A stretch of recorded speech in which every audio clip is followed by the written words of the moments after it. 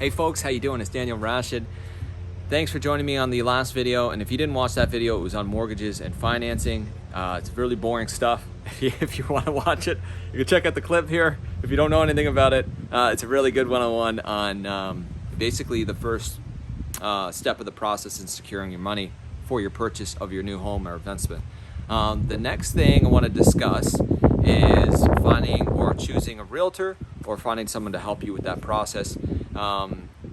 In terms of a realtor would be the way I suggest it for your first time through, not just because I'm a realtor, but because it doesn't really cost you too much at the end of the day. One way or another, you likely will buy a property that's listed on the Realtor MLS system. And that would be, so you're essentially sort of how it works is a realtor that lists a house is technically a listing agent. They pre-negotiate that commission. So if it's a certain percentage points, then when you go and you purchase from that agent that house, they get a full pop of that commission. So if it's 5%, that whole 5% goes to that realtor. That's, well, it's broken down between the realtor and brokerage house, whoever they're working for. That we don't have to get into the details there, but that essentially that's how they get paid. When you close on a home, they get a piece of that home transaction. And again, if you're using a buyer's agent and then bought that same house, the buyer's agent and the list agent, they usually split on the commission. And everyone's commission structure is different. There's no set in stone commission. So every brokerage has their own commission structure. But they usually split the commission. So one way or another, you're not really paying it at the end of the day, and you're likely going to buy something that's sort of publicly listed because there's usually more opportunity in those listings. There is opportunity in for sale by owner listings. They are hard to come by because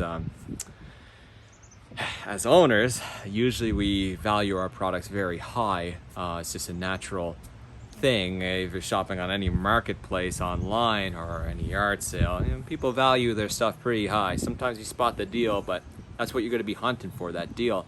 So at the end of the day, if you're securing a realtor to help you, I would suggest going with a buyer's agent because they're ones that are going to be able to input their thoughts and opinions towards any transaction that you're doing and helping you through the process.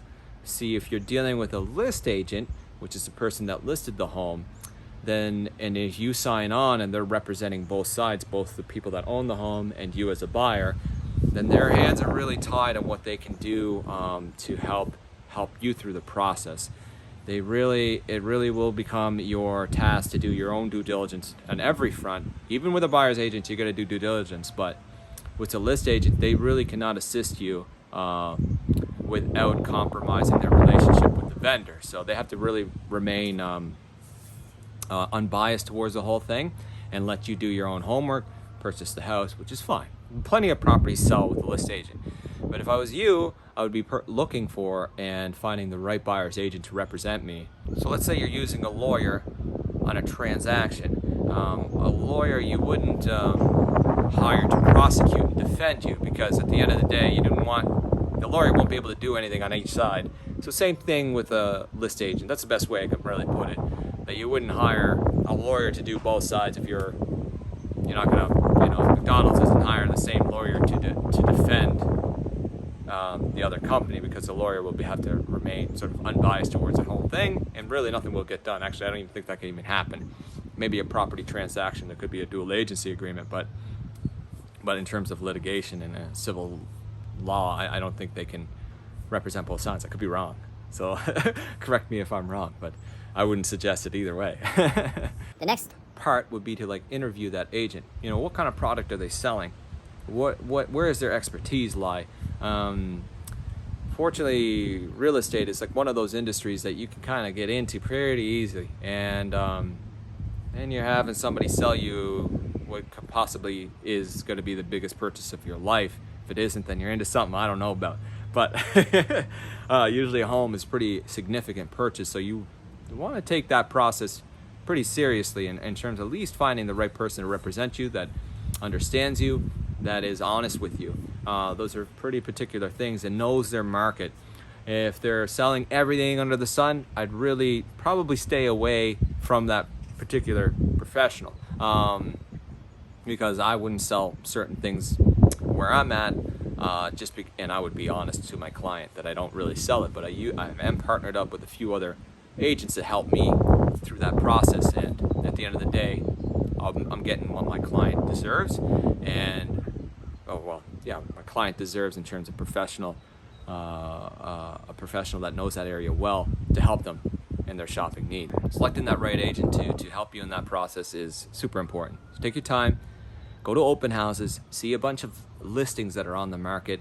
You should be doing that anyways. I think that's a really important process. You basically have an insight on not only what you're looking for in terms of a home, an agent that is there representing the home, so you get to talk to somebody, kind of interview them technically, and then you can find out, do you jive with that person? Do you kind of see that they're a professional in that area, or are they just not for you and you like the house? And you can kind of go with that, don't matter what happens from there. But basically it's a little insight on an agent working there, and sort of strikes off a couple of things in your checklist in terms of home you're looking for.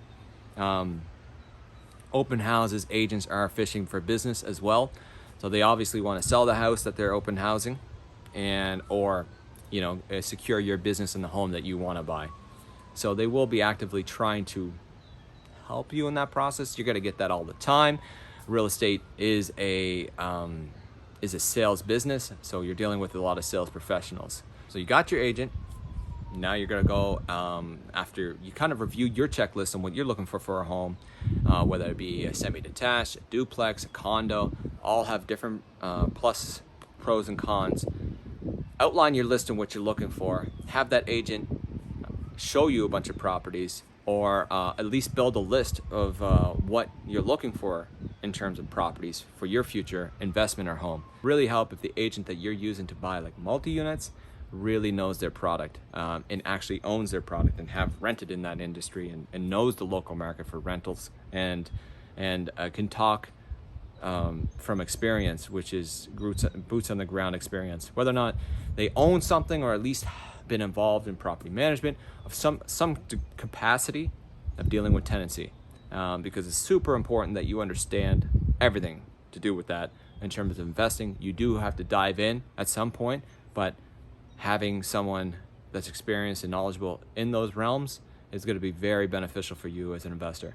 Select the right person to work for you. Just wanted to talk about the next step in terms of home hunting, how that realtor process works, agency agreements, because you're going to be diving into a few things here, and making an offer on a home, and all this sort of stuff that's going to be kind of overwhelming. So selecting that right person to assist you through is important. You got to hunt on your own. All the power to you. You can get it done easy peasy.